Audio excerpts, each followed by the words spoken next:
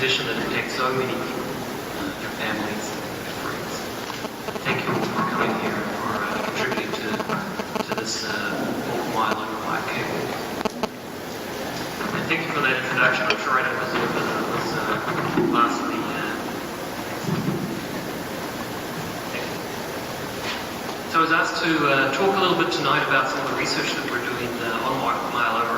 And I'll try and keep this interesting and not too dry. And so I'll skip over all of the sort of dull molecular stuff and just give you the bottom line.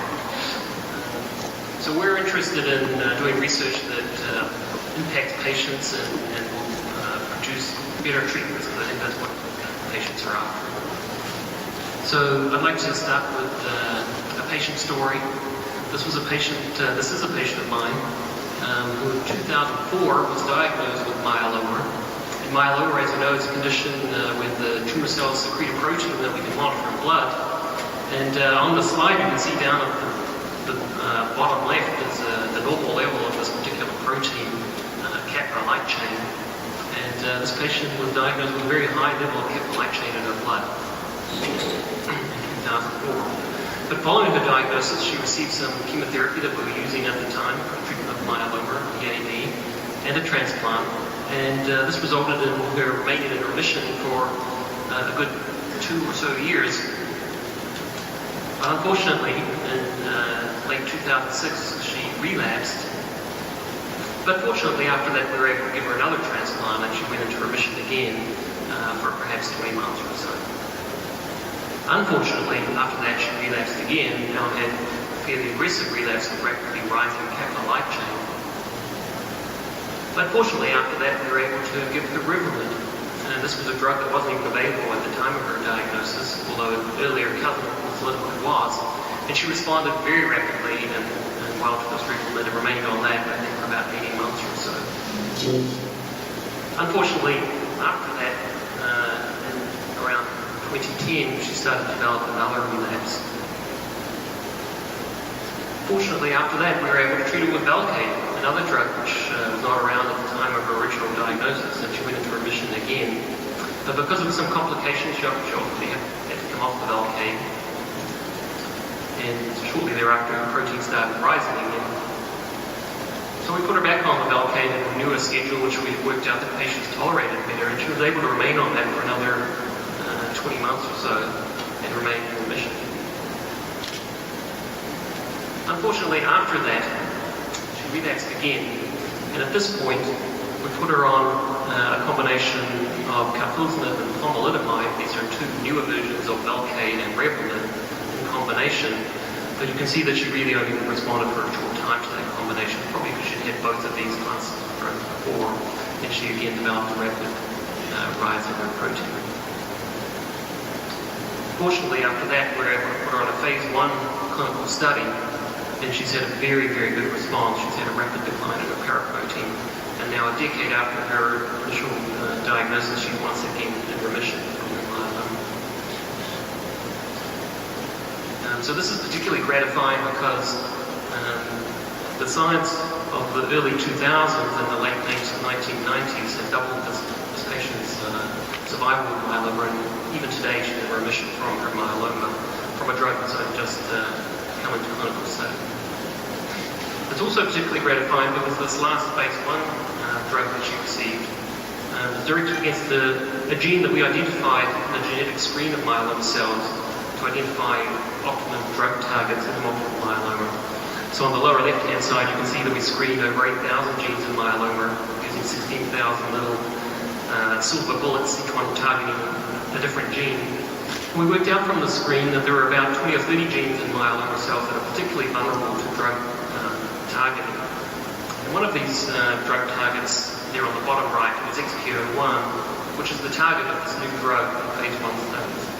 So we were very happy to find that we can identify drug targets in myeloma in a scientific way, and the new drugs that target these genes work in patients. Not that I developed that drug, I have to say this was a drug developed by another company, but I've seen them present their work, and they showed my slide showing that this was a drug that might work in myeloma, and I think it's been useful in transitioning this drug to a myeloma focus.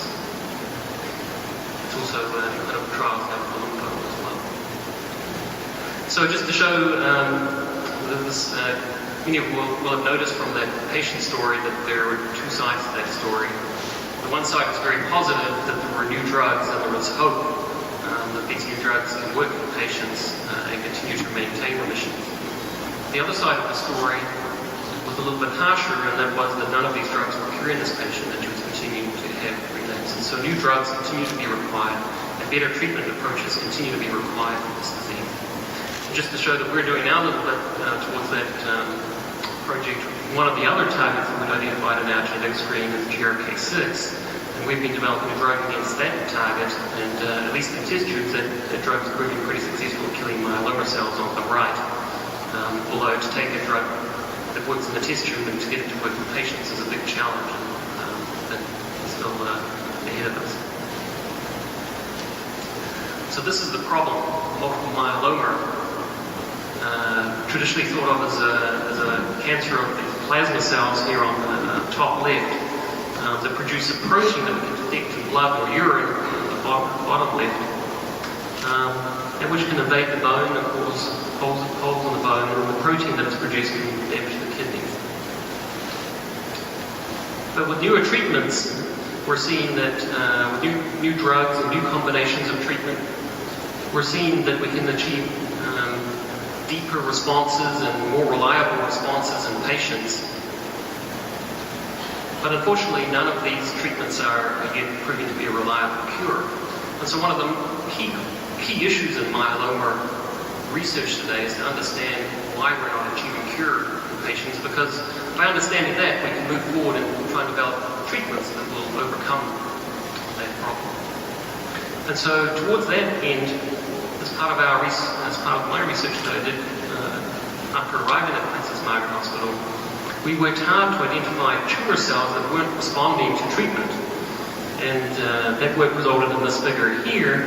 You can see that on the right-hand side, the four different rows are four different patients, and these are tumour cells that are identified in each of these patients with different types of myeloma.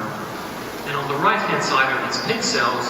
They're plasma cells. They're the cells that we've always focused on in myeloma, and which new drug development has always been targeted against. But we found some patients that responded to treatment where all those pink cells were gone, where the yellow cells continued to persist. And we believe that these yellow cells, the myeloma progenitor cells, are the roots of the tumour, and that these survive current treatments and account for relapse, and we really need to target these cells better to achieve deeper responses for patients and more durable responses, so that you can come off treatment and still have a response.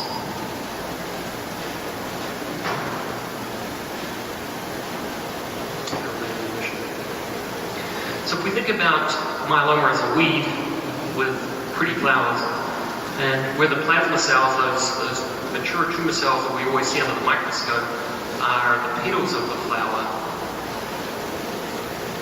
then drugs like Velcade or other proteasome inhibitors are really like a persnickety goat that loves to eat the flowers. You can see the plasma cells dropping down there, but which fails to really address the roots of the tumour. And so once the goat moves on, the tumour has a chance to come back. And we really need to address these roots, I believe, to achieve deeper responses and one day a cure for myeloma. So how are we attempting to achieve that? Well, we really want to be able to characterize those myeloma progenitor cells better. If we know them better, if we understand what makes them tick, then we can design drugs against them that are going to be effective and achieve more durable responses. And so in the lab, the way that we're trying to do that is we're trying to create models of these cells by trying to grow these different stages of myeloma cells in the lab.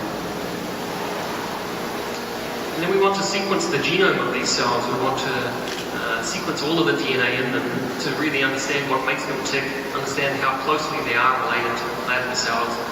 And I think this will really give us much more information about why patients relapse and why they relapse with clonal ties. You may have heard that term, where their tumour appears to differ with each relapse.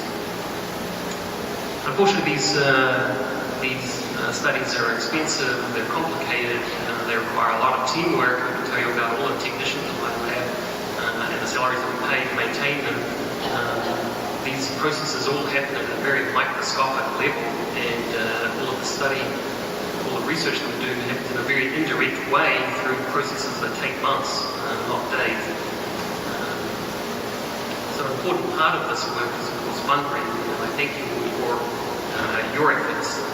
They go a long way to helping us take this next step.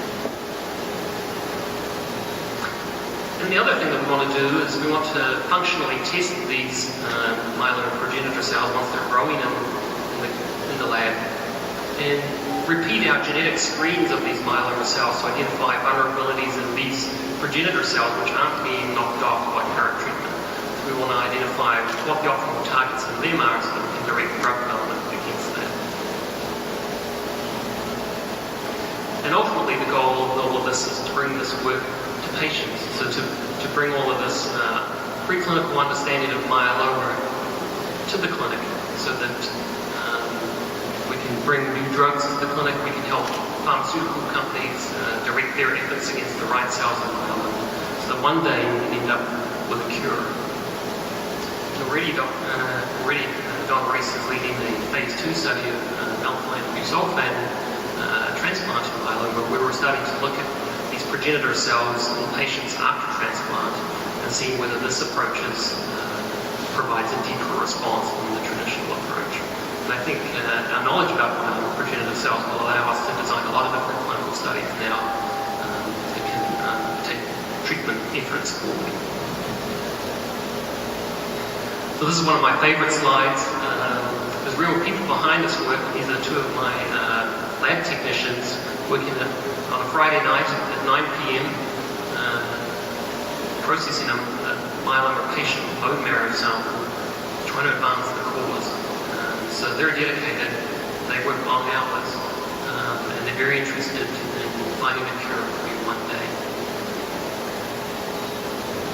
And I'd like to acknowledge all of the people that go into these efforts. So of course, all of the patients and their families, they're the reason why we're here. The donors make a huge difference in trying to advance the cause. Without the donations, we're stuck with what the government gives us, which, is not much. And then, of course, I'd like to thank the great team here at PMH who did entice me to come here from Mayo Clinic, and I think it was a wonderful thing to do. And the team here is truly excellent, and I think the patients here get second to none. So thank you very much.